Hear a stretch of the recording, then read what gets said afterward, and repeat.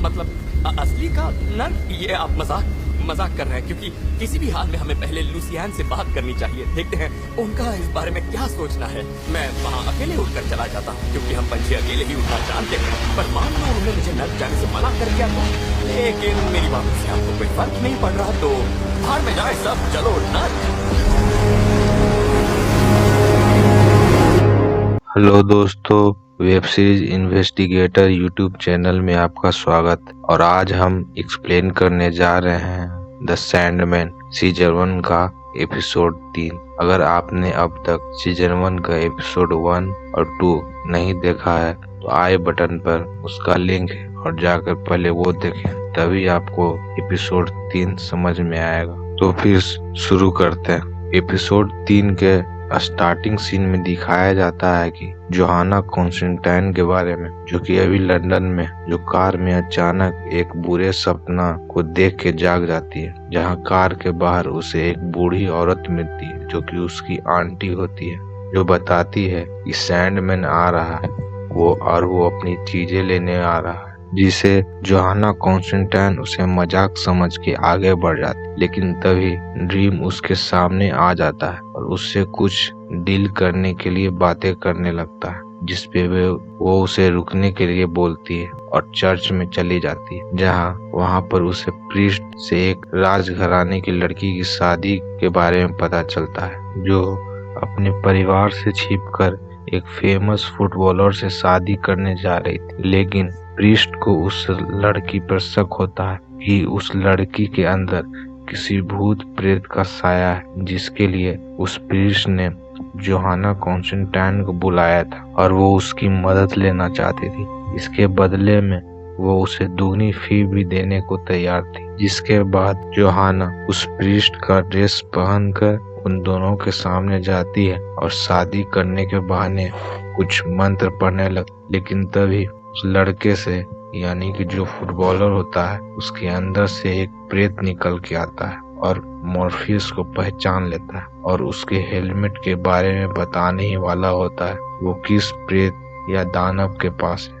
जो कि नर्क में है। लेकिन उसी वक्त जोहाना उस भूत को नर्क में भेज देती है। तब उसे विश्वास होता है कि सैंडमैन असली में है। इधर सीन शिफ्ट होकर दिखाया जाता है कि एथल अपने बेटे जॉनी से उस रूबी के बारे में पूछती है, पर उसे विश्वास नहीं होता है।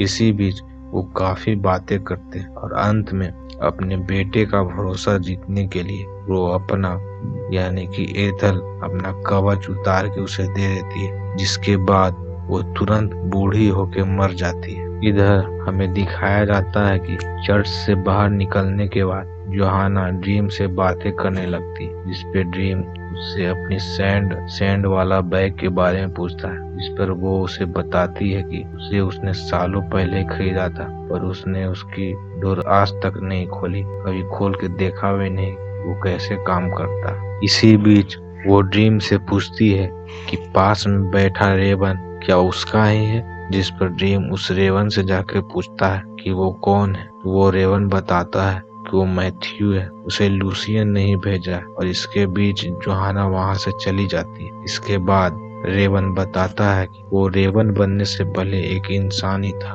और इसी शहर में रहता था और वो ड्रीम के काम आ सकता है। साथ ही साथ एक उपाय भी बताता है कि हम सुबह होने से पहले जोहाना को ढूंढ सकते हैं। अगर वो नींद में हो तो इसी का फायदा उठा के ड्रीम उसे खोज लेता है और वो जान जाता है कि एक बुरे सपने के कारण जोहाना को नींद नहीं आ रही। नींद से उठने के बाद वो जोहाना से डील करता है कि वो इस बुरे सपने को मिटा देगा अगर वो उसकी रेत का बैग को ढूंढने में मदद करेगी तो। जिसके बाद जोहाना उस बैग को अपने कमरे में ढूंढने लगती, लेकिन उसे पता चलता है कि सैंड का बैग उसने अपने दोस्त के यहाँ छोड़ दिया था। जहाँ जाने के बाद वो देखती है कि उसकी दोस्त उस रेत के कारण सपने में ही सोई हुई है और नींद में है, क्योंकि वो रेत इंसानों के लिए नहीं बना होता है, इसलिए इसका असर उस पर काफी पड़ता है और वो उसे लेने के बाद